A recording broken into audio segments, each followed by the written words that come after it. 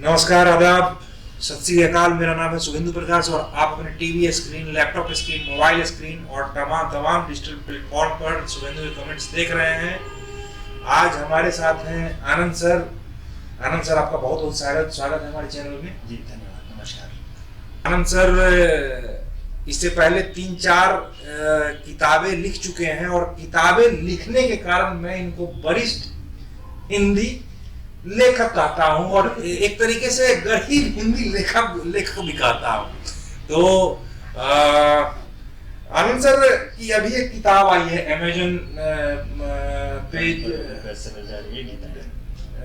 कोई किताब आई है आपकी। इससे पहले कौन कौन सी किताब आई है? इससे पहले जो किताबें आई हैं उनमें से ज़्यादातर हमने किंडल पे प्रकाशित की और किंडल पे अच्छी चलती रही, तो आखिरकार हमने सोचा कि किंडल से निकाल कर इसे आप हार्ड कॉपी वर्जन में लोगों के पास लाया जाए। ताकि होता क्या है कि विदेशों में तो किंडल और दूसरे वर्जन बहुत आसानी से चल जाते हैं, लेकिन जब आप भारत में आते हैं तो आपको हार्ड कॉपी की ही ज़रूरत होती है, जो फिजिकल कॉपी होती है, क्योंकि इंटरनेट की पेनिट्रेशन अभी भी उतनी ज़्यादा नहीं है, तो 2% 4% के मार्केट में ही रह जाती है। इसलिए गीतायन अब जब आई है तो ये हार्ड कॉपी वर्जन है। हम सर आपका काफी सारा लेख और काफी सारा आर्टिकल और काफी कुछ देखने, सुनने को, पढ़ने को मिलता रहता है। अमूमन कभी फेसबुक पे, कभी ट्विटर पे मैं आपका काफी फॉलो करता हूं और देखता हूं, काफी अच्छा कंटेंट रहता है। अभी का जो परिवेश है, मैंने आपकी किताब, कोई भी किताब मुझे आपके इनसे मिली नहीं, मैंने अध्ययन किया नहीं है। तो अभी का जो परिवेश है और अभी का जो दौर है, जिस तरीके से 26 जनवरी को जो किसान आंदोलन हुआ, उस पर आपका क्या कमेंट है?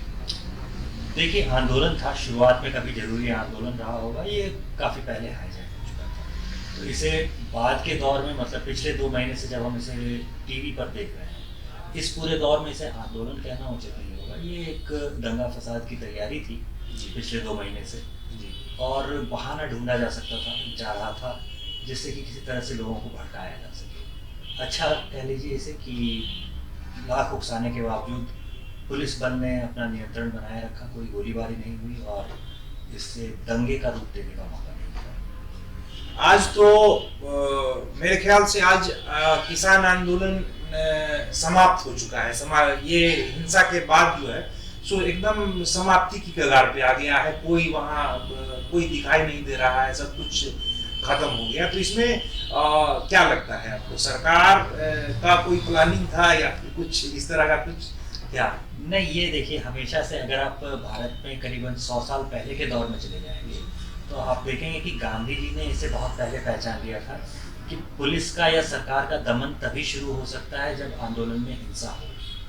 तो उन्होंने अहिंसा का रास्ता चुना हुआ था। अब अहिंसक भीड़ पे आप लाठीचार्ज नहीं कर सकते, आप उसके साथ किसी तरह का दमन नहीं कर सकते, किसी तरह से उस आंदोलन को दबा नहीं सकते जी। तो जब तक वो आंदोलन अहिंसात्मक रहता है, वो आंदोलन रहता है। जब वो हिंसात्मक हो जाता है तो फिर वो किसी न किसी के फायदे के लिए हो जाता है। अभी मोदी जी का पिछले साल हमारे देश के माननीय प्रधानमंत्री श्री नरेंद्र मोदी जी का एक स्वच्छ भारत अभियान जो उन्होंने जो शुरू किया था, जो बीत चुका है 2 अक्टूबर का, जो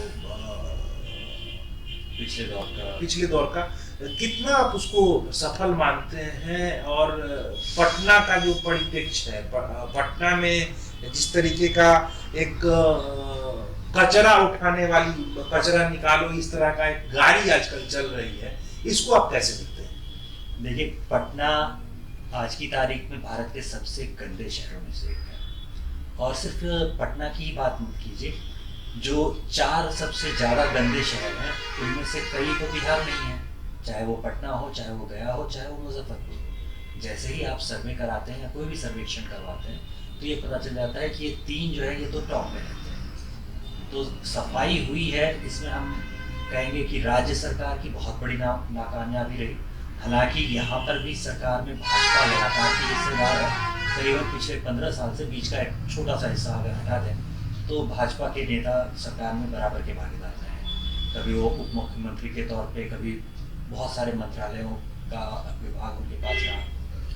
लेकिन उसके बावजूद हम कहेंगे कि बिहार में भाजपा के नेतागण पूरी तरह से नाकाम रहे हैं इस सफाई अभियान को जमीनी स्तर पर इम्प्लीमेंट करवाने में। यहाँ गंदगी उतनी ज़्यादा है और जैसे जैसे आबादी बढ़ती जाती है ये गंदगी की समस्या और ज़्यादा होती जाती है। डेंगू या दूसरी ऐसी बीमारियाँ जो फैलती हैं कई बार, तो यहाँ पे स्वास्थ्य सेवाओं का भी अगर आप देखेंगे तो बिहार में कहीं से भी अगर कोई आदमी बीमार पड़ता है तो उसके पास एक ही चारा बचता है, उसे पटना आना है, क्योंकि कहीं और वो इलाज भी नहीं करा सकता। और इनमें से ज़्यादातर बीमारियाँ जो हैं वो गंदगी और ऐसी वजहों से ही होती हैं, चाहे फिर वो मलेरिया जैसे आप बीमारियाँ देखें जो बरसों से यहाँ है, डेंगू वगैरह या डेंगू देखें जो अभी जी बिल्कुल।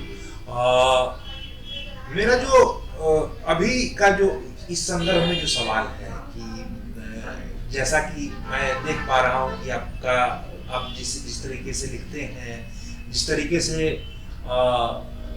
क्रिटिसाइज भी करते हैं और नसीहत भी देते हैं, एक तरीके से गवर्नमेंट को एक तरीके से कभी नसीहत देते हैं, कभी क्रिटिसाइज करते हैं।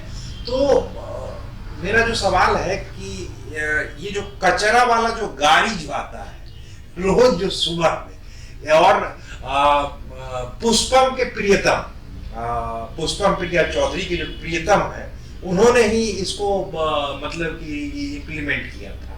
इस गाड़ी वाले सिस्टम को आप कैसे देखते हैं पटना में? क्योंकि और भी आगे के कार्यक्रमों में हम आपसे लेंगे कि और भी शहरों का देखेंगे हाल की किस तरीके का है। क्योंकि मैं पटना से हूँ, आप पटना से हैं, इसलिए सबसे पहले मैं ये जो पटना में जो सफाई अभियान और स्वच्छ भारत अभियान के बीच जो चल रहा है, कचरा की गाड़ी आती है सुबह में 8:30 बजे, और वो मतलब कि पता नहीं क्यों हम उसको उठाएं अपना कचरा, मतलब कि क्या ये इसको कैसे देखते हैं?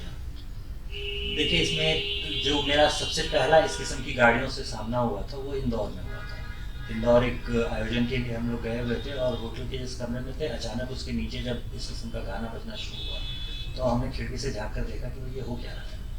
तो अब होटल के कमरे तो कांच से ढके हुए होते हैं, मगर आवाज़ आ रही थी, तो हमने फिर नीचे जाकर देखा कि ये क्या है, ये कचरा उठाओ, ये क्या हो रहा है। तो पहली बार सामना हुआ था कि कोई गाड़ी आती है सुबह सुबह जो आपका कचरा समेट कर ले जाती है।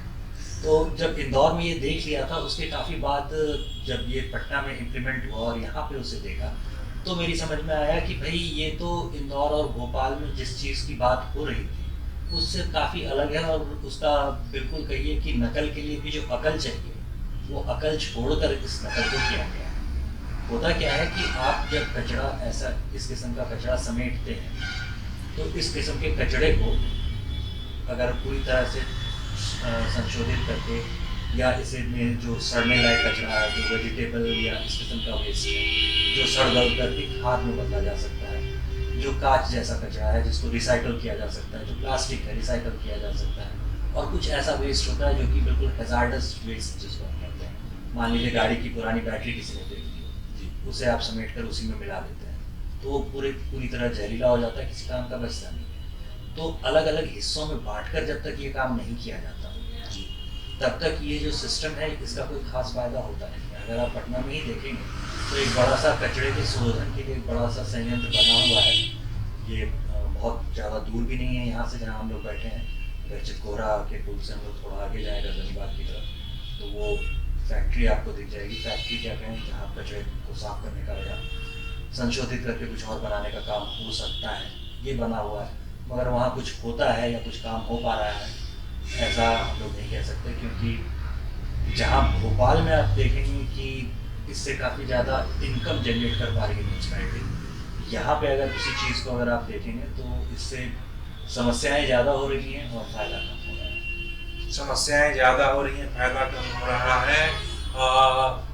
पहले से जो डस्टबिन वगैरह जो था हम जो देख पा रहे हैं, चाहे हम पटना के पॉस इलाके बोर्डिंग रोड में चले जाएं या फिर हम कंकड़बाग में चले जाएं, तो कचरा का जो गाड़ी आया है उसके बाद से डस्टबिन नदारत है। और डस्टबिन के कारण जैसे कि सुबह में जो घरों में जो घर हैं और जो उद्योग स्थल हैं, तो उद्योग स्थल वाले कहाँ, रोड पे ही तो कचरा फेंकेंगे, क्या करेंगे। और डस्टबिन एकदम गायब हो गया है। और जहाँ नहीं होना चाहिए, आपको जैसे एयरपोर्ट वगैरह या फिर विधायक आवास साइड में काफी सारा डस्टबिन कच्चा पक्का सारा कुछ दिया हुआ है, और जो डस्टबिन पहले से थे उनको भी नगर निगम ने हटा लिया है। इसको कैसे देखते हैं? देखिए, सबसे पहली चीज तो ये है कि इस कचरे का जो निस्तारण होना चाहिए था, उसकी विधियां जो आज नहीं है, उसका नुकसान हम लोग पटना में पिछले साल ही देख चुके हैं।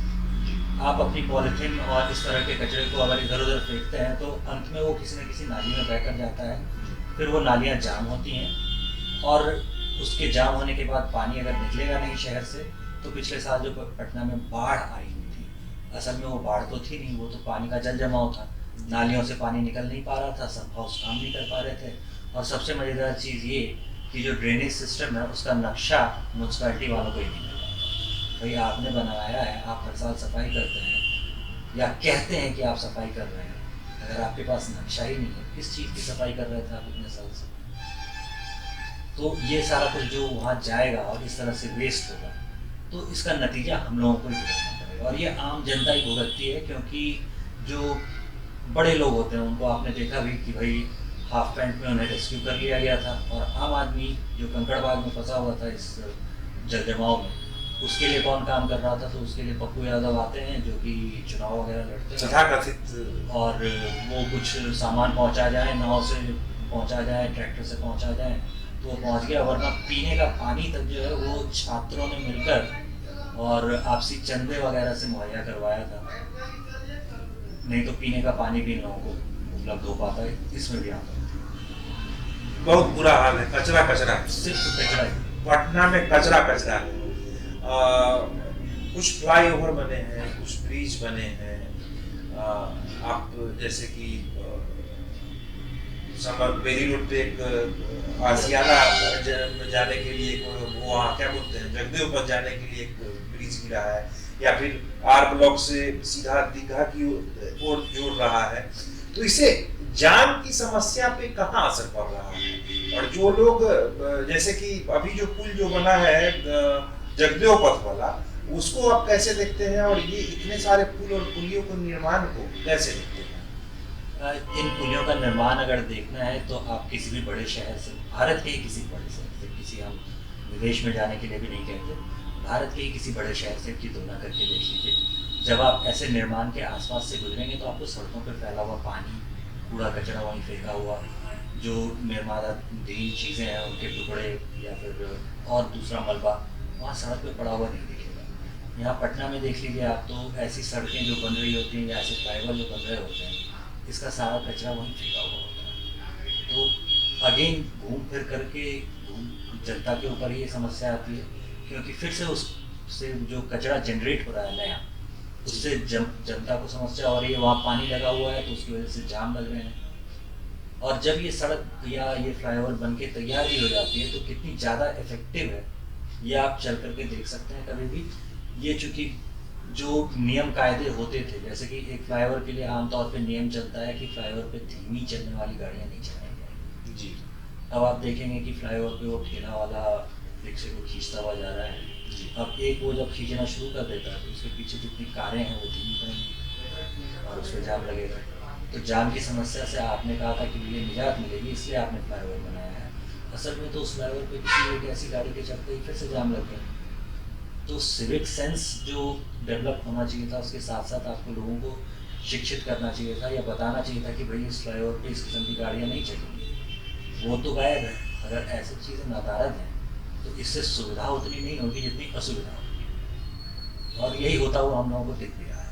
और घूम फिर करके कहीं ना कहीं इस सब का असर पैसे पर पड़ता है। अब जैसे कि आप पर्यटन को जोड़ करके देखिए, तो पर्यटन के लिए ज़रूरी है, पर्यटन के लिए आप ऐसी जगहों पर जाना चाहेंगे जो साफ़ सुथरी है। बिल्कुल। अगर पटना इतना गंदा है और जो शहरों का सर्वेक्षण होता है उसमें गंदगी में टॉप पर आता है, मेरे ख्याल से सिर्फ ये इकलौती जगह है जहाँ पर बिहार में कोई शहर टॉप पे पहुँचा हुआ है। तो अब बिहार का पटना, गया और मुजफ्फरपुर जैसे शहर जब टॉप पे आते हैं तो सबसे पहले ये सोचना पड़ता है कि गया तो हिंदू धर्म के हिसाब से भी और बौद्ध पर्यटकों के लिए भी, दोनों के लिए बहुत ज़्यादा महत्वपूर्ण है। विदेशों से भी पर्यटक आते हैं और स्वदेश से भी। ये जब जाएंगे, गया देखेंगे और पटना देखेंगे, क्योंकि इन्हें दो ही शहर देखने के लिए मिलेंगे। फ्लाइट से उतरेंगे आप पटना में और पटना से फिर सड़क के रास्ते गया जाएंगे, तो इन दोनों शहरों का जब आप कचरे से भरा हुआ हाल देखेंगे तो आप अगली बार आना चाहेंगे क्या? जाहिर सी बात है, नहीं आना चाहेंगे। अब 1 और 2 नंबर पे पटना और गया शहर ही तो आपका पर्यटन इफेक्ट होता है, आपका रेवेन्यू इफेक्ट होता है, सिर्फ कचरे की वजह से। बहुत बुरा हाल है। अब पटना शहर को मतलब कि कुछ हुआ ही नहीं है। अब जैसे कि जिस तरीके से नहीं हुआ नहीं है, बिल्कुल नहीं हुआ है, ऐसा कहना बिल्कुल सही नहीं होगा। देखिए, जो चीज़ें हुई हैं उसमें से एक तो आती है शौचालयों की व्यवस्था ग्रामीण इलाकों में केंद्र सरकार की वजह से। इसमें राज्य सरकार का फिर से बताएंगे, इसमें राज्य सरकार का कोई हाथ नहीं, कोई इनका मतलब कि टोटल फेल्यूर ऑफ गवर्नेंस है नीतीश कुमार का, आप ऐसा कह रहे हैं। स्थानीय सिर्फ नीतीश कुमार सरकार क्यों करें? ये नीतीश कुमार की सरकार ही तो नहीं है ना। इसमें 70 के लगभग विधायक तो भाजपा से आते हैं। नीतीश कुमार के तो आज की तारीख में 50 ही विधायक, तो ज्यादा हिस्सा तो भाजपा के विधायक देख रहे हैं। तो इसमें भाजपा सरकार को भी आप उतना ही दोषी कह सकते हैं। स्थानीय भाजपा का जो नेतृत्व है वो इस लायक नहीं था कि वो कुछ भी सुधार कर पाए, जबकि सुधार की योजनाएं दी गई, सुधार के मद में केंद्र सरकार ने पैसे दिए हैं। तो अब जब गाँव में आप अगर अभी देख लें तो रोहतास लगभग पूरी तरह से खुले में शौच से मुक्त है। अब रोहतास जिला जो है उसमें कुछ एक चीज़ें हैं जो पर्यटन से जुड़ी हुई हैं, जैसे रोहतास का किला हो गया, या रोहतास में और भी चीज़ें प्रसिद्ध हैं। जो चावल भारत भर में प्रसिद्ध है वो रोहतास जिले से जाता है। तो इन सारी चीज़ों के लिए रोहतास जिला प्रसिद्ध है और ये खुले में शौच से लगभग पूरी तरह मुक्त है। ये लेकिन फिर से हम ये कहेंगे कि ये केंद्र सरकार की विफलताओं का एक पुलिंदा है। ये हाँ, राज्य सरकार की विफलताओं का पुलिंदा है कि आपके ही राज्य में एक जिला ऐसा है जो कि काम कर पा रहा है या काम अपना दर्शा पा रहा है, और आपके राज्य के बाकी जिले जो है वो इस तरह पिछड़े हुए हैं। ऐसा कैसे हो सकता है? सीधी सी बात है, राज्य सरकार की विफलता है। ये तो हो गई सर पटना की बात की पटना में क्या हुआ क्या नहीं हुआ। घूम फिर के मैं आऊंगा आपकी किताब पे। किताब किस बारे में? ये किताब भगवत गीता के बारे में। थोड़ा सा कठिन विषय होता है, ऐसे सुनने में कई बार लोगों को लगता है कि भगवत गीता बहुत गूढ़ विषय है, इसीलिए इस पर चर्चा नहीं की जाती है। तो ये सिर्फ भगवत गीता पे हम ऐसा नहीं कहेंगे। ये दरअसल फिल्मों की कहानी और आपके रोजमर्रा की जीवन की घटनाओं के जरिए मैं आपको समझाने की कोशिश कर रहा होता हूँ कि कौन सा भगवत गीता का श्लोक आज भी आपके लिए प्रासंगिक हो जाता है। आनंद, अमेज़न पे तो अवेलेबल है, हम लोगों के लिए कब तक अवेलेबल हो पाएगा ये किताब? दरअसल मेरे जो प्रकाशक हैं वो दिल्ली के हैं, तो उन्होंने जो किताबें भेजी तो आखिरी में जब तक मेरे लिए बंडल तैयार हो रहा था तब तक किताबों की सारी प्रतियां खत्म हो गई। इतनी तेजी से बिकी कि हम लोगों की जो अपेक्षा थी, जो 3000 प्रतियों की शुरुआत में प्रकाशन होता है, वो सारी की सारी प्रतियां खत्म हो गई। तो फिलहाल ये अभी रिप्रिंट में गई हुई है। 1 या 2 दिन में ये दोबारा से प्रिंट होकर के अमेज़न पे भी आ जाएगी और मेरे पास भी आ जाएगी। मेरे पास आ जाएगी तो आपके पास भी उपलब्ध हो जाएगी। पटना की तो चर्चा हो गई, किस तरीके से कचरा कचरा कचरा।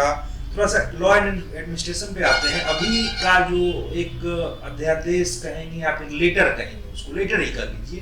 एक नीतीश कुमार के किसी बड़े पदाधिकारी ने, किसी पुलिस अधिकारी ने एक लेटर अभी सोशल मीडिया में काफी चला है और हम लोगों के पास भी है वो लेटर। तो ये इस तरह का लेटर इशू करना क्या, किस तरह की मंशा को दर्शाता है? क्या करना क्या चाहते हैं? ये कंफ्यूजन दर्शाता है। दरअसल मानहानि का मुकदमा आप कभी भी किसी पर कर सकते हैं। जी बिल्कुल। तो अगर मैं आपको बिना वजह चोर कह दूं या उठाई गिरा कह दूं, पलटू राम जो चल रहा है, या लुटेरा कह दूं, तो भाई जाहिर सी बात है आप मेरे ऊपर मुकदमा कर सकते हैं। बिल्कुल। ये पहले भी था, ऐसा कोई ये नहीं है कि सरकार की चिट्ठी से ये कोई नया कानून एग्जिस्टेंस में आ जाता है। इसकी अचानक से ज़रूरत क्यों पड़ गई, ये सोचने का विषय हो सकता है।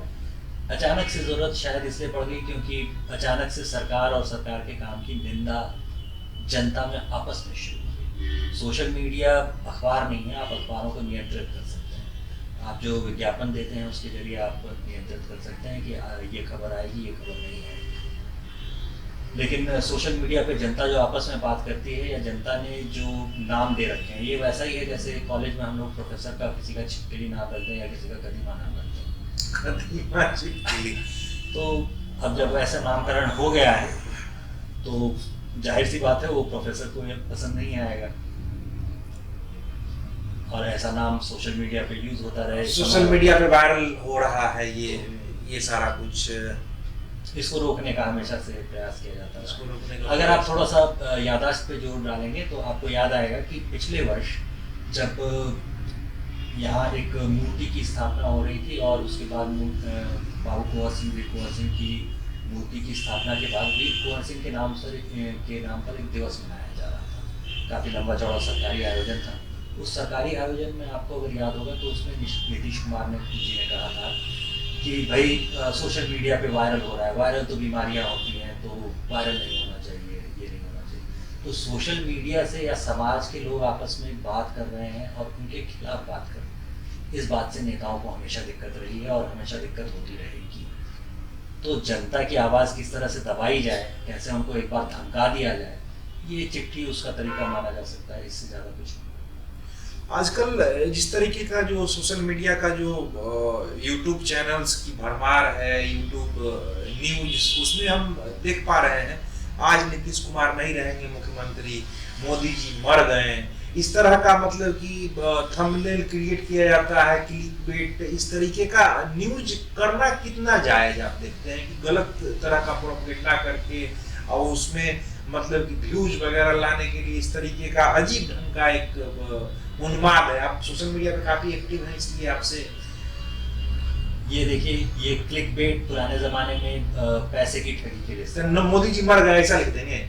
नहीं, तो ये क्लिकबेट जब इधर आया तो इसे आप ऐसे जोड़कर देख सकते हैं जैसे 18 साल के किसी लड़के को पहली बार पापा गाड़ी दिला देते हैं। अब वो बाइक लेते ही सबसे पहली हरकत क्या करता है, वो सेकेंड गियर में पूरा एक्सीलरेटर घुमाएगा और जूम करता हुआ निकलने की कोशिश करेगा। सड़क पे जाएगा तो वहाँ पे वो लाठियाँ कट ले रहा होगा, और उसके बाद जब पुलिस की 4 लाठियाँ पड़ेगी तो उसे शिकायत करेगा कि भैया पुलिस तो जुर्म उठाती है। तो ये जो नया नया कुछ आपके हाथ में आ जाए तो थोड़ी अराजकता होती है।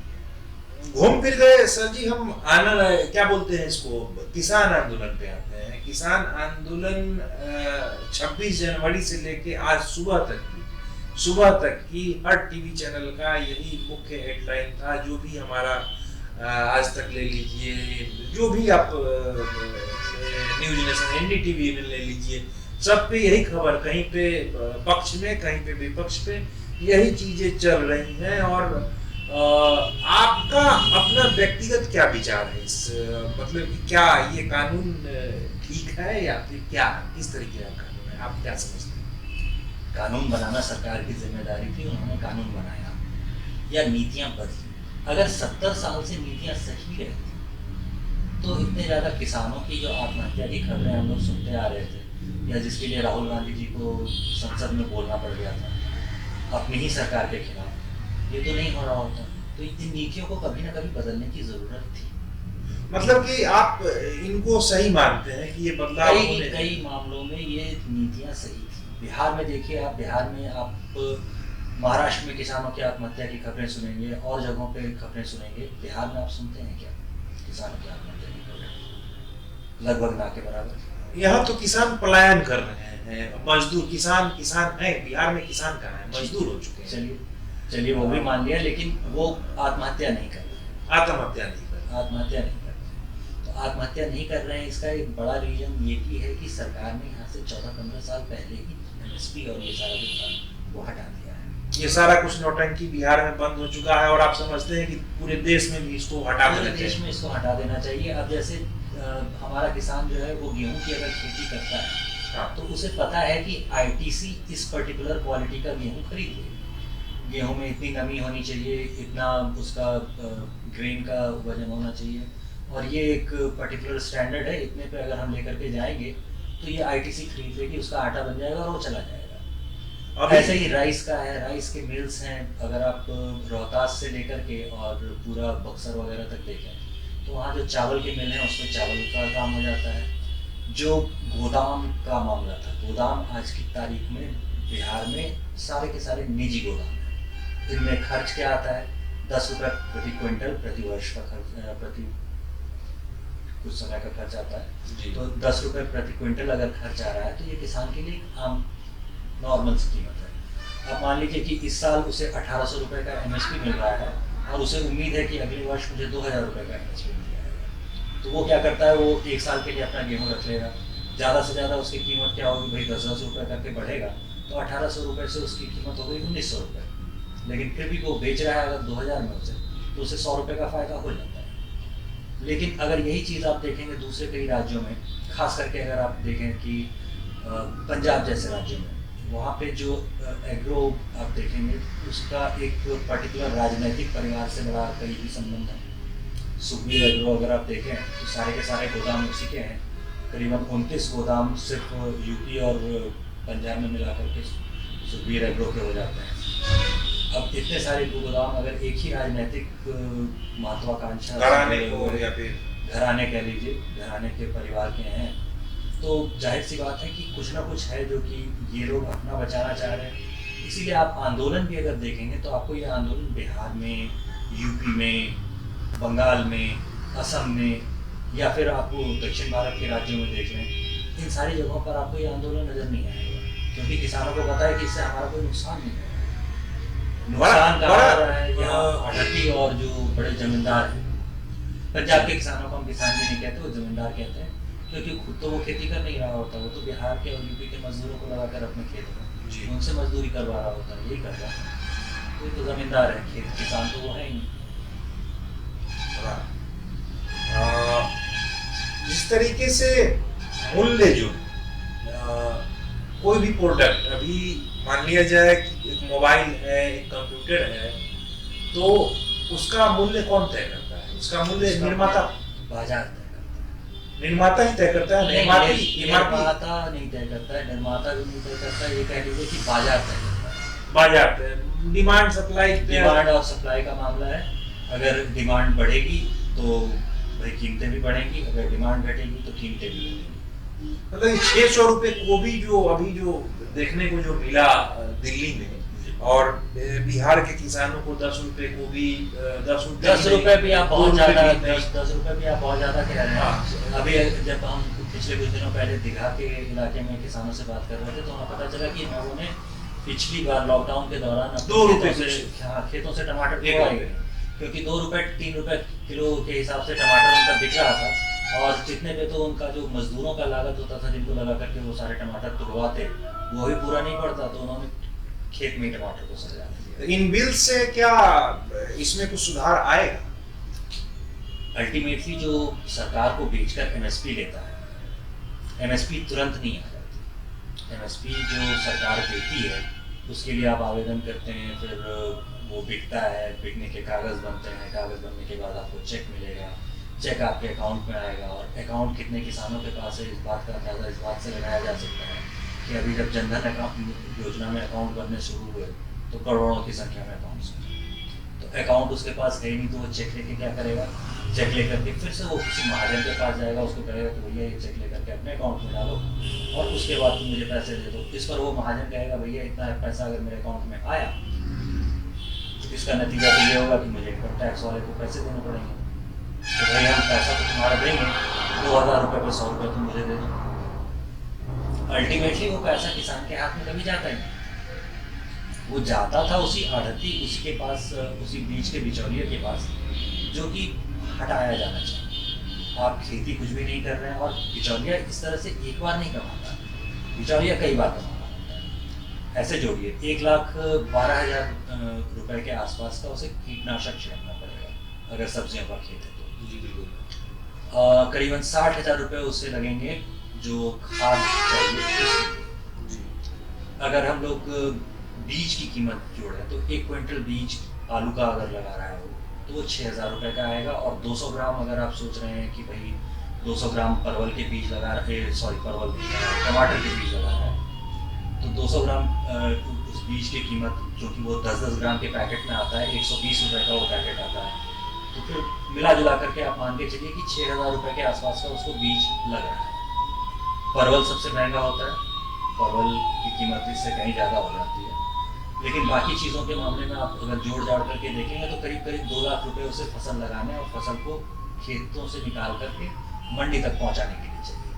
और ये हर बार उसको नकद में चाहिए, क्योंकि वो दुकान से जब बीज खरीदेगा तो नकद में पैसे देने हैं, कीटनाशक खरीदेगा नकद में पैसे देने हैं।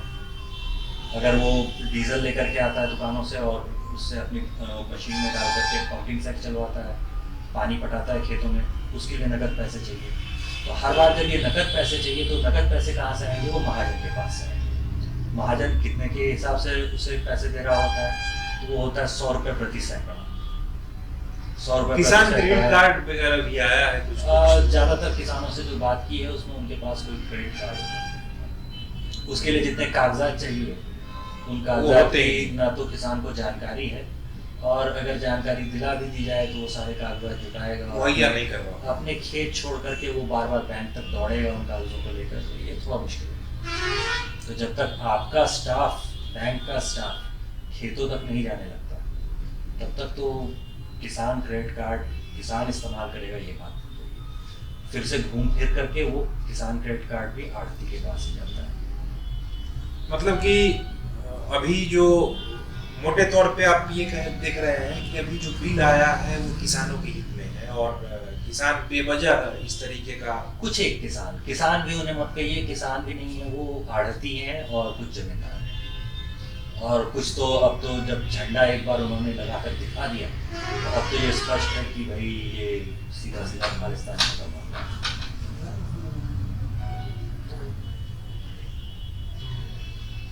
तो ये थे आनंद सर, जिनकी ये किताब आ रही है, अभी पढ़िएगा, लिंक हमने डिस्क्रिप्शन में दे दिया है। मिलते हैं अगले शो में आनंद सर के साथ। नमस्कार।